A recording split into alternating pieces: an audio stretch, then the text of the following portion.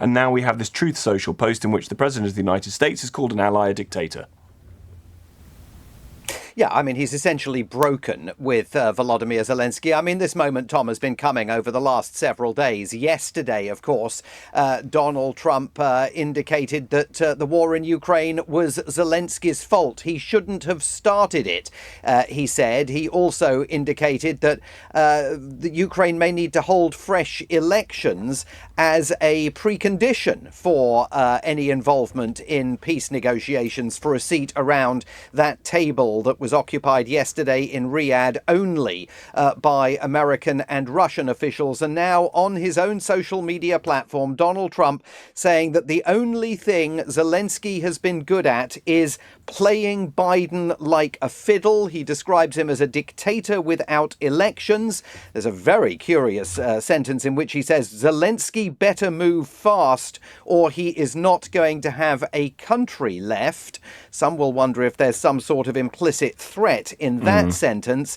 And this TruthSocial posting is filled with falsehoods. The repeated falsehood that Volodymyr Zelenskyy is unpopular at home. He said yesterday that the Ukrainian president enjoyed a 4% approval rating. In fact, his approval rating is 56% higher, much higher than Donald Trump's approval rating here in the United States. He has repeatedly insisted that the United States has spent more money in Ukraine than Europe, as Ben Wallace eloquently pointed out on Nick Ferrari at breakfast this morning. That is also simply not the case. So this is American policy that reveals itself to be far more favourable to Vladimir Putin and the Kremlin than it is to the aggrieved party, Ukraine, a country with which the United States has had a 30-year partnership. And you've got to wonder how Secretary of State Marco Rubio, charged now with overseeing these peace negotiations,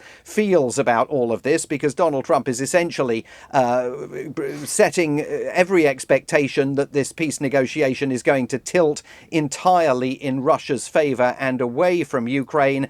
And you've got to wonder what the Prime Minister is thinking about all of this, given that he is coming to Washington next week for what clearly is going to be the most complicated bilateral negotiation and discussion between any American president and British Prime Minister since 1945. I'd love to know what the details are, and whether it's true, of course, on the suggestion from the president that Zelenskyy has admitted that half of the money we sent him is, quotes, missing.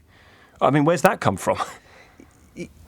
Yeah, that has been completely debunked by fact checkers here over the last few hours. He said that earlier this week, I think either in Mar-a-Lago or in the Oval Office during one of his executive order signings. I mean, one of the issues is that much of the aid for Ukraine that was announced by the Biden administration at various times, and remember, they ran into difficulty with Congress because Republicans there were refusing to provide fresh tranches of financial assistance for Ukraine. So President Biden would concoct ways of announcing new amounts of aid for Ukraine. In fact, many of those announcements, and we pointed this out at the time when they were made, were not really new money. They were money that had already been voted for Ukraine or provided to Ukraine or arranged for Ukraine.